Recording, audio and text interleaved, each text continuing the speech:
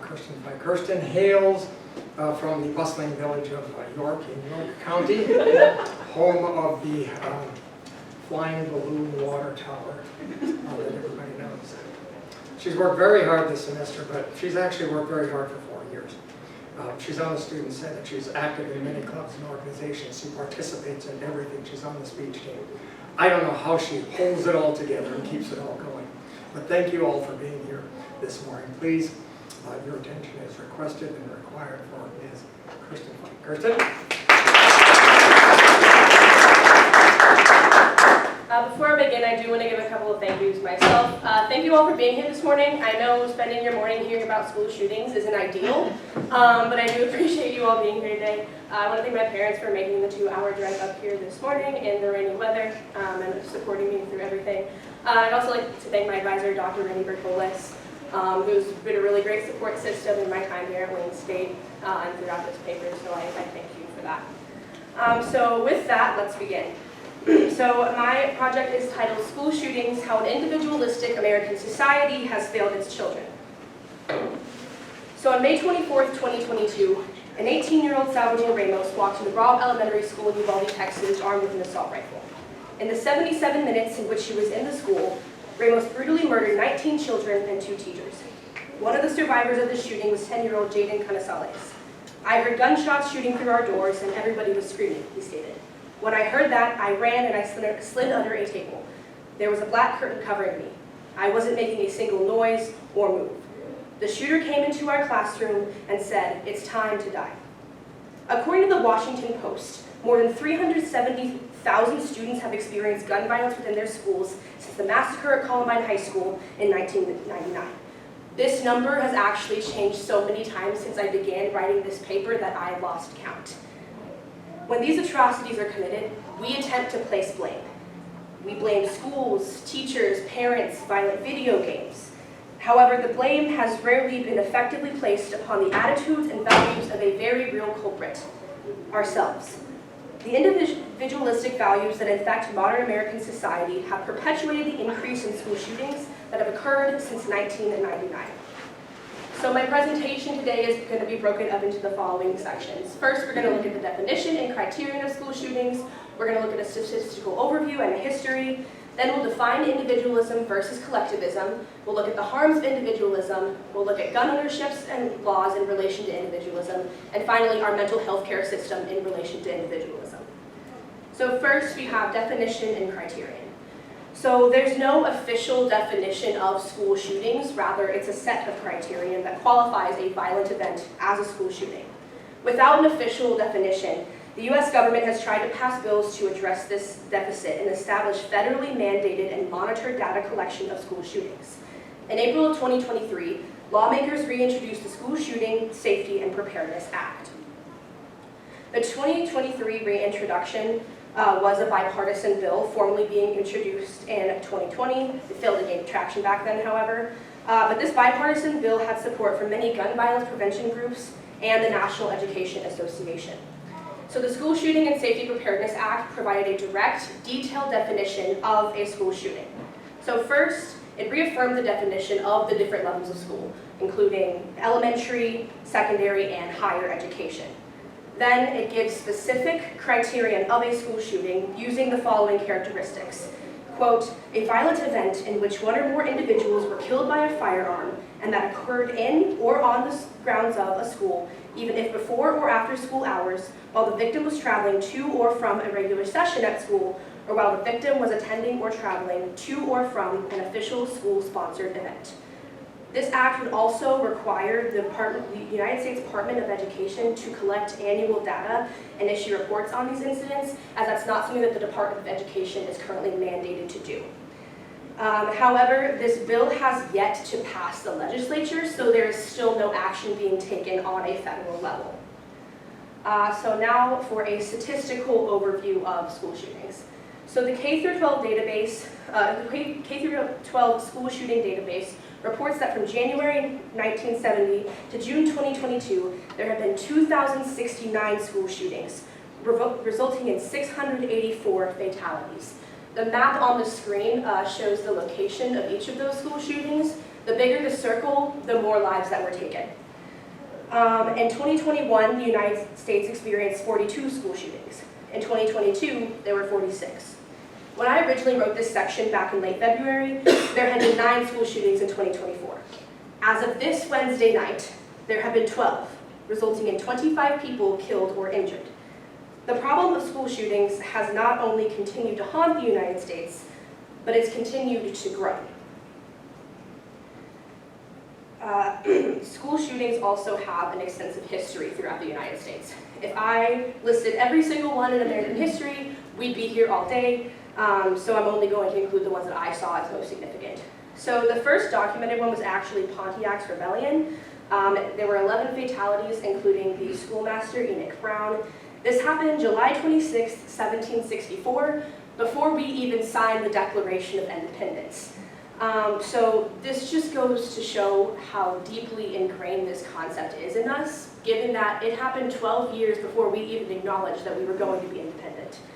Around a dozen school shootings occurred within the 19th century, and very few notable incidents happened in the first half of the 20th century.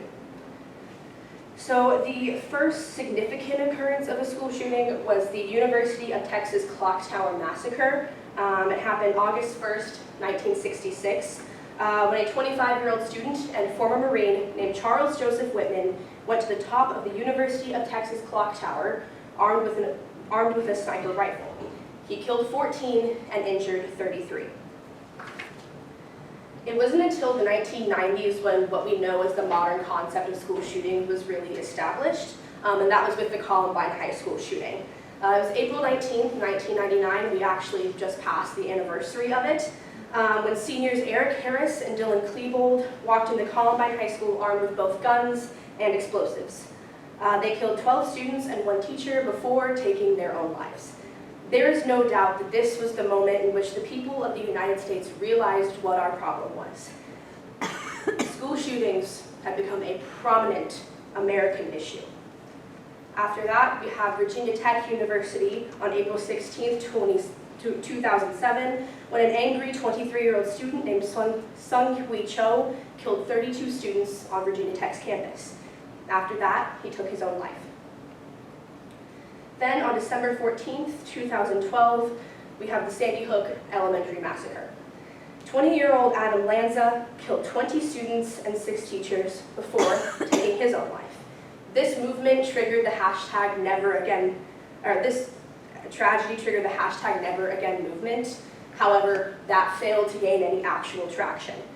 Then after that, we have the Marjory Stoneman Douglas High School shooting in Parkland, Florida. On February 14th, 2018, 19-year-old Nicholas Cruz walked into Marjory Stoneman Douglas High School and killed 17 students and staff members. Once again, hashtag #NeverAgain was made popular, but it hasn't stuck. Then after that, we have the aforementioned Robb Elementary School shooting in Uvalde, Texas, on May 24th, 2022, with 18-year-old Salvador Ramos killing 19 children and 2 teachers. This doesn't even begin to summarize our history of school shootings. That's how many we've had. It's sad, isn't it? So in order to understand the relationship between school shootings and individualism, we have to define both individualism and collectivism. So first, for individualism, the American Psychological Association defines individualism as a social or cultural tradition, ideology, or personal outlook that emphasizes the individual and their rights, independence, and relationships with other individuals. Emphasis is placed on the individual rather than the group. Individualists value their own rights and liberties over the greater good. After that, we have collectivism. The American Psychological Association also defines collectivism as a social or cultural tradition, ideology, or personal outlook that emphasizes the unity of the group or community rather than each person's individuality. Collectivism focuses on harmony and values agendas that benefit the most people possible. Individualism does have its merits, such as fostering creativity or confidence. However, when individualistic practices are taken too far, it is detrimental to society. In America, we have this idea of rugged individualism. This dates all the way back to westward expansion in the 1800s. Rugged individualism is defined by Merriam-Webster as the practice or advocacy of individualism in social and economic relations, emphasizing personal liberty and independence. However, this ideology has been overglorified. The Hastings Center states, holding tightly to this myth leads to the misperception that an individual can do or not do whatever they want in society, and no person, or perhaps especially a government entity, can tell them otherwise. We grasp onto this idea. As long as my choice doesn't harm anyone else, I should be able to do whatever I want. However, the issue lies in that it has become harmful. For the individual, individualism can lead to a plethora of mental health issues.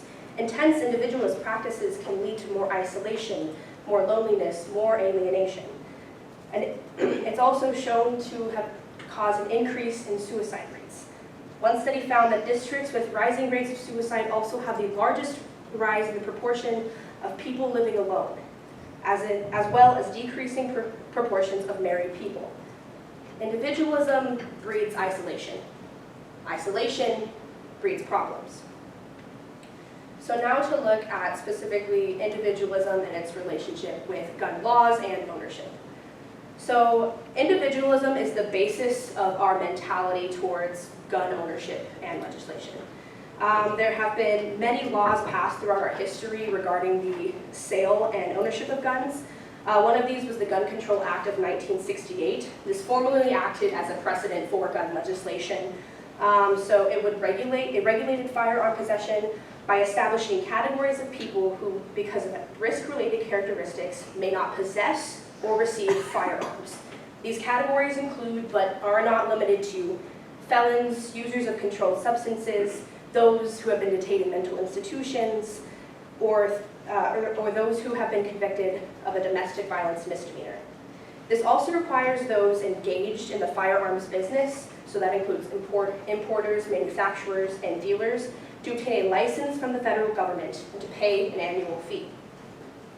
This act also required required an individual to have a permit to carry a gun. Obviously, gun legislation has drastically changed since the 1960s, and it's now often a state's right to legislate. Very recently in our own state, we passed a significant law. In 2023, the Nebraska unicameral passed a permitless carry law which removed permitting requirement for carrying hidden, loaded handguns in public. In January of this year, Legislative Bill 883 was introduced. This would repeal the state requirement that all handgun purchasers have to pass a background check. While this law has yet to pass, it's still incredibly dangerous.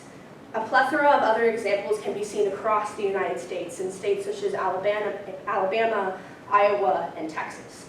Our individualistic values are what fuel these recent laws.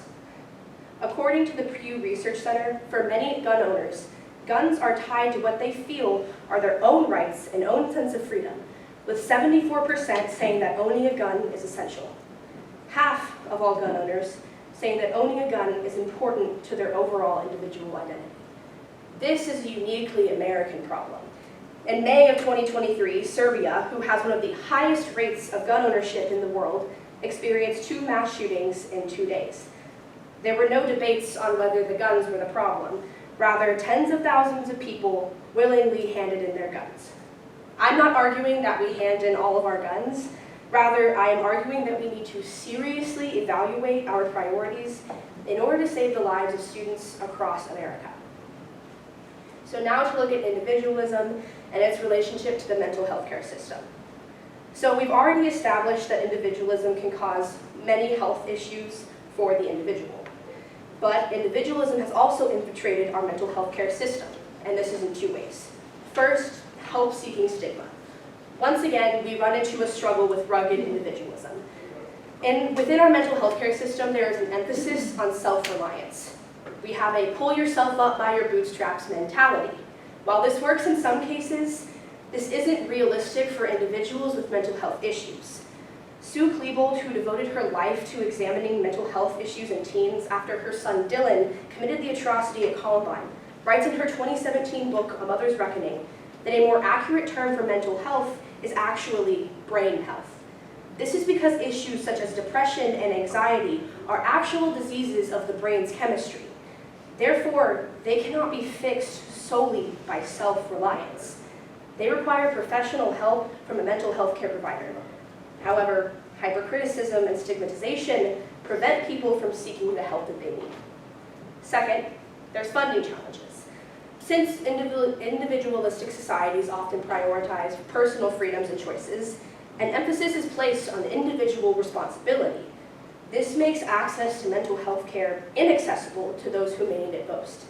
A study by the National Council for Mental Well-Being found that 42% of the population saw cost and poor insurance coverage as the top barriers for accessing mental health care.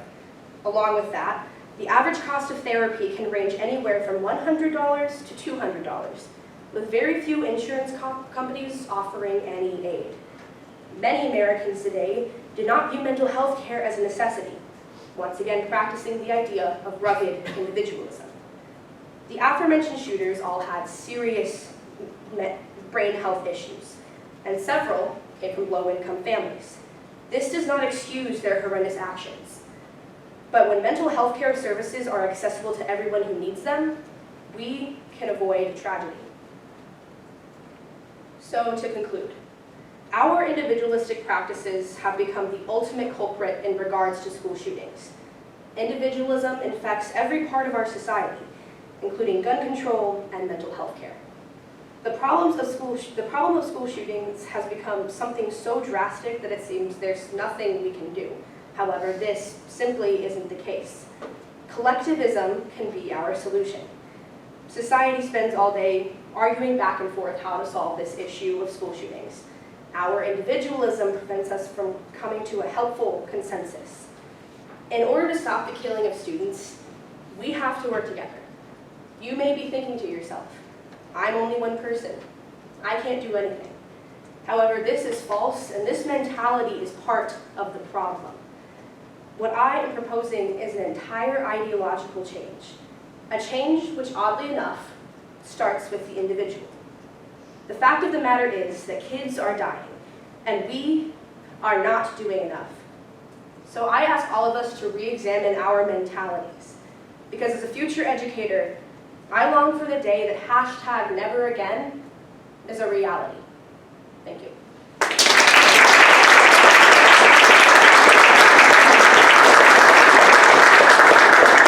Questions for Kirsten? Just raise your hand. What made you want to choose this topic? So I believe right around the time when I was really thinking about what my topic was when the Uvalde shooting happened. And that just really struck me. I mean, a lot of us in here were a little too young to fully remember Sandy Hook. So that was sort of that's a really prominent one in my memory. And that just sort of started this passion project where I was trying to figure out, making sense of, why is this happening? Why does this continue to happen? So that's kind of where I took that and kind of went off of it.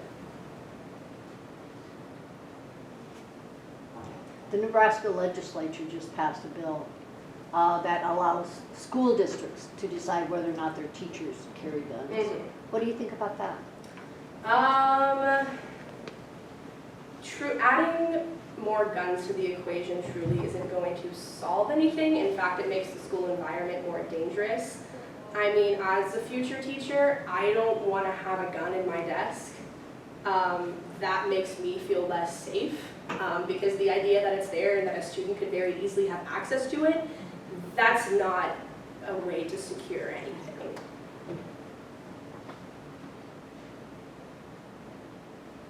What's the policy here on campus at Wayne State? We are a firearm-free campus. There are signs across campus, however, they're fairly small. I believe there's one over by Neihart, but so we are firearm-free, but it's not a super visible thing here on campus.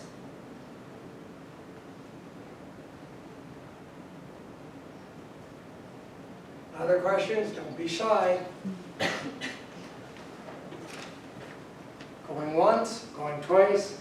Outstanding presentation. You now are eligible to receive the Honor Society or the Honors Program cords to wear at commencement. In the 30 years I've been doing this, I've rarely seen a more well-organized, well-conducted presentation. Good for you, Kirsten. Could you tell she was nervous? No. Outstanding job. One more time for Kirsten.